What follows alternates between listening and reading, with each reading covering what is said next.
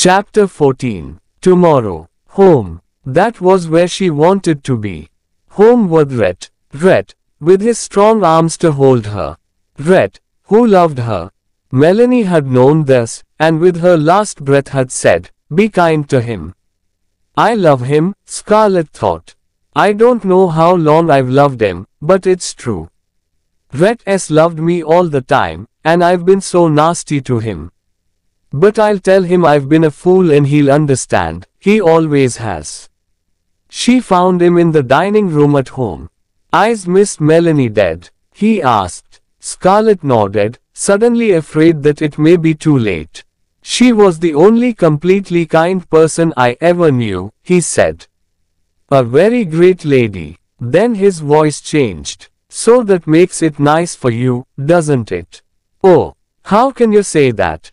cried Scarlett, tears coming into her eyes. "You know how I loved her. And her last words were about you." He came to her quickly and his arms went round her. "Don't cry, my dear," she said. "You must be brave." He looked at her. What did she say? "Oh, not now, Rhett. Tell me," he said. His voice was cool but the hand he put on her wrist hurt. She said, "Be kind to Captain Butler, he loves you so much," Scarlett told him. He stared at her and dropped her wrist. Suddenly he walked across to the window. "Is that all?" she said. She said, "Ashley, she asked me to look after Ashley." He was silent for a moment and then he laughed softly. "How nice for you," he said. "Miss Melanie is dead and you can leave me and go to Ashley, and all your dreams can come true." "Leave you?" she cried. "No, no." She ran to him and held his arm. "Oh, you're wrong. I don't want to leave you." She stopped, unable to find the right words. "You are tired," he said. "You'd better go to bed." "But I must tell you," she cried. "Scarlett," he said heavily, "I don't want to hear. But you don't know what I am going to say."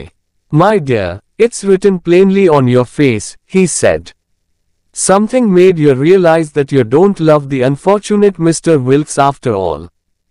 And that same something made me seem more attractive suddenly." He shook his head. "But it's useless to talk about it." "But, Rhett," she said. "Oh, I love you so much. I was a fool not to know it. Rhett, you must believe me." "Oh, I believe you," he said. "And did you ever know that I loved you as much as a man can love a woman? But I couldn't let you know it. You're so cruel to those who love you, Scarlett. I knew you didn't love me when you married me, but I was a fool and thought I could make you care. I wanted to make you happy, the way I made Bonnie happy. But there was always Ashley. Every night I sat across the table from you, and knew that you were wishing Ashley was sitting in my place. But then Bonnie came, and she was like you, brave and pretty and full of life, and I gave her the love that you didn't want. But when she died, she took everything. Rhett, there can be other babies." "Thank you." "No," he said. "But Rhett, I'm going away," he said. "I'll come back often enough to stop people saying that your husband has left you, if that worries you, but I'm going away. Let me come with you." "No," he said. Where will you go?" she said. "Perhaps to England, or Paris."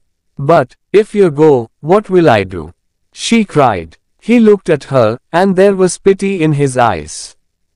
"My dear," he said, softly, "I don't care what you do." She watched him go out of the room and knew that he was the last thing in her world that mattered.